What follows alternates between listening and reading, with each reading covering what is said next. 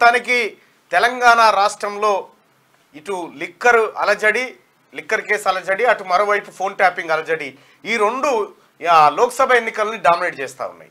లోక్సభ ఎన్నికల వార్తలు ప్రధాన పత్రికల్లో అంటే పెద్ద స్పేస్ను ఆక్రమించుకుంటలేవు, కానీ ఈ లిక్కర్ స్కాము, ఆ తర్వాత ఫోన్ ట్యాపింగ్ స్కాము, ఈ రెండు వార్తలే ప్రధానంగా అన్ని పేపర్లలో ఒక పెద్ద వార్త కూర్చుంటా ఉన్నాయి. ఇప్పుడు దాదాపు నెల రోజుల నుంచి నడుస్తున్నటువంటి వ్యవహారం ప్రధాన అంశం అయిపోయింది తెలంగాణ రాష్ట్రంలో. నిజంగా తెలంగాణ ప్రజలు ఇప్పుడు లోక్సభ ఎన్నికల మూడ్లో ఉన్నారా, లేకపోతే ఈ అంశాలను తీక్షణంగా పరిశీలిస్తున్నారా ఏందనేది కొంచెం చూడాల్సినటువంటి అంశం. అయితే వాస్తవానికి కూడా అటు జాతీయ పార్టీలు కానీ రాష్ట్ర పార్టీలు కానీ ఏమున్నా ఒకటి దఫా సమీక్షలు ఇటు భారతీయ జనతా పార్టీ ఏమో వాళ్ళేదో చిన్న చిన్న సమీక్షలు, ఆ తర్వాత కాంగ్రెస్ పార్టీ కూడా నియోజకవర్గ సమీక్షలు చేస్తూ ఉంటే కేసీఆర్ కూడా ఈ ఆఖరి అభ్యర్థిని కూడా నిన్న ప్రకటించేసి ఆ సమీక్షల వరకు జరుగుతూ ఉంది. కానీ గట్టిగా ప్రచారంలోకి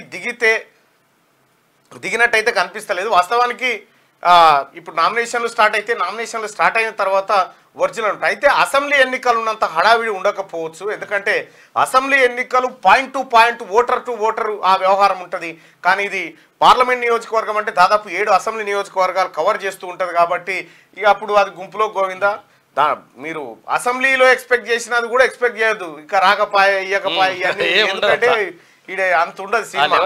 ఆడ 100 ఇస్తే ఈడ ₹1 అనుకోరాదు, గతకంటే ఎక్కువ ఉండదు. ఇది చాలా సింపుల్ ఎలక్షన్ అన్నట్టు ఉండకపోవచ్చు. ఇంకా మాక్సిమం ఎంతో తాగుడో ఒక్కొక్క ఆయన అంటే ఇట్లా అనిపోతాడు, ఇక అంతే అంతే సారు అంటే నమస్తే అనిపోతాడు. ఇక పరిస్థితి ఉంటుంది అన్నట్టు. మొత్తానికి తెలంగాణ రాష్ట్రంలోనే కాదు అంతటా కూడా ఇంకా కొన్ని దేశాల ఈశాన్య రాష్ట్రాలలో అయితే ₹1,00,000 ఎమ్మెల్యే అవుతారు. ఆడ ₹1,00,000 ఈడ 5 ఒక్కింటికి సరిపోయి ఈ పైసలు. ఈడ ఈ ఛత్తీస్గఢ్ లాంటి చోట 10 లక్షలకు ఎమ్మెల్యే. ఎందుకంటే అక్కడ పబ్లిక్ ఈ డబ్బులు కానీ వ్యవహారం కానీ ఏం అలవాటు కాలే ఇంకెక్కువ. ఈడనేమో మన కేసీఆర్ మనకు ఓట్లకు మద్దతు ధర ఇవ్వమంటే ఓట్లకు మద్దతు ధర ఇచ్చేప్పుడు ఇక దాంతో పబ్లిక్ ఓట్లు వస్తే మినిమం 10,000 కొడతా అనుకుంటున్నాను ఒక ఆయన కాన్ఫిడెంట్ తోని. ఎన్నికలు ఎప్పుడు వచ్చినా కూడా వస్తే ఇస్తా, 10,000 వచ్చేది ఉంది, ఓ తానికేలా అంటాడు. 7,000 అంటే వస్తాయి, నువ్వు మినిమం 10 వచ్చేది ఉన్నాయి, రాగానే కడతానా నీ అప్పు, అట్లేం లేదు అని చెప్పి అంత భరోసాగా ఉండే పరిస్థితికి వచ్చింది. అంటే ఓటర్లు ఇక్కడి ఓటర్లకు అక్కడి ఒకసారి నేను ఉత్తరప్రదేశ్ పోతే హర్యానా పంజాబ్ నుంచి హర్యానా మీదుగా ఉత్తరప్రదేశ్కి వచ్చిన.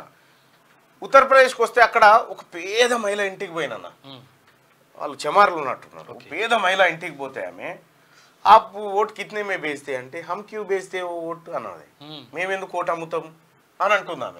అంటే ఆమె ఎంత రొట్టెలుగా ఆలోచిస్తుందాడా, ఆమె ఎంత మెచ్యూర్డ్గా ఆలోచిస్తుందో చూడండి. మేము ఓటు అమ్ముకునేటోళ్ళం కాదు, అసలు ఆ ఓటే లేకపోతే ఇంకా మన దగ్గరికి ఎవడొస్తాడు, అందుకోసమే ఓటు అమ్ముకోమని చెప్తున్నారు. ఆ మాట అటు పెడితే ఇక్కడ డిఫరెంట్ వాతావరణం ఉంది. తెలంగాణలోనే ఓటు విలువ ఎక్కువ అనుకుంటున్నాను నేను, నాకు తెలిసి. ఎందుకంటే ఇటు తమిళనాడు కానీ కర్ణాటక కానీ ఇటు దక్షిణ భారతదేశంలో కూడా ఓట్లు ఇంత ధర పెట్టి కొనేటువంటి రాజకీయ పార్టీలు కానీ పొలిటీషియన్స్ కానీ ఎక్కడ ఉండరు అనుకుంటా, దేశంలో లేదు. ఆ పరిస్థితి క్రియేట్ అయ్యారు. అయితే తెలంగాణలో ఒక విచిత్రమైనటువంటి వాతావరణం ఏముంటుందంటే ఒక్కొక్కసారి పబ్లిక్ పుర్రే తిరిగింది అనుకో, అవతలోడు 1,00,000 కోట్లు పెట్టినా ఓడిపోతాడు ఇక అంతే. ఎందుకంటే ఇక్కడి ప్రజలు సెంటిమెంటు, ఇక్కడి ప్రజలు ఆత్మగౌరవం అనేటువంటి అంశాల మీద ఫైనల్గా 1-2 సార్లు ఏమో అటు ఇటు చూసి ఓటేసినా, 3వసారి మాత్రం ఖచ్చితంగా ఆత్మగౌరవం చూసి సెంటిమెంటును చూసి ఓటేస్తారు.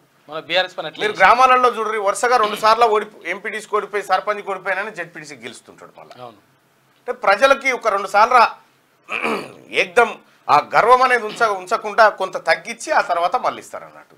అంటే ఇటువంటి సెంటిమెంటు గ్రామాలలో సహజంగానే కనిపిస్తూ ఉంటుంది. ఇక ఓటర్లను ప్రలోభ పెట్టేటువంటి అంశాలు అనేకం ఉంటాయి తెలంగాణ రాష్ట్రంలో. కేసీఆర్ అయితే గతంలో ఒక అడుగు ముంగటికేసి ఇద్దరాల మొగల పంచాయతీలకు కూడా జ్వరపడ్డారు ఓటు గురించి. ప్రభుత్వ అధికారం ఉంటే ప్రభుత్వ అధికారితో వాళ్ళ ఇంటిలోకి ఫోన్ చేయించి మీరు టీఆర్ఎస్కి వేయాలనేటువంటి ఇటువంటి పరిస్థితిలోకి మన ఎన్నికల వాతావరణం వెళ్ళిపోయింది. ఒకప్పుడు ఎన్నికలంటే ఊళ్ళో పెద్ద మనిషి చెప్తే అందరూ వేసేదిగా గా పరిస్థితి ఉండే. ఇప్పుడు ఇండివిజువల్ అయిపోయింది, కుల సంఘాలు అయిపోయినాయి, యువజన సంఘాలు అయిపోయినాయి. ఈ రకాలుగా సమాజం అంతా విడిపోయింది. మరి ఓటేసేటప్పుడన్నా సరైన మార్గంలో నిజంగా సరే బయట ఎన్ని చేసుకున్నా ఏం చేసినా కూడా ఓటు ఆ డబ్బసాయ పరదసాటుకు పోయినాక తను వేయాలి అనుకున్నటువంటి ఓటును సక్రమ మార్గంలో వేస్తేనేమో ఫలితాలు వేరే వస్తుండే. కానీ అటువంటి పరిస్థితి లేదు. ప్రజలు కూడా ఎప్పుడైనా ఒకటి గుర్తుపెట్టుకోవాలి, పార్టీ గుర్తును చూసి ఓటేసినన్ని రోజులు పరిస్థితి ఇట్లే ఉంటుంది. మనిషి నిలబడ్డటువంటి అభ్యర్థి ఎటువంటి వాడు అనేది అబ్జర్వ్ చేయాలి. అబ్జర్వ్ చేసి ఓటేసినప్పుడు మంచి ఫలితాలు వస్తాయి, అనుకున్న సాధించుకోగలుగుతారు.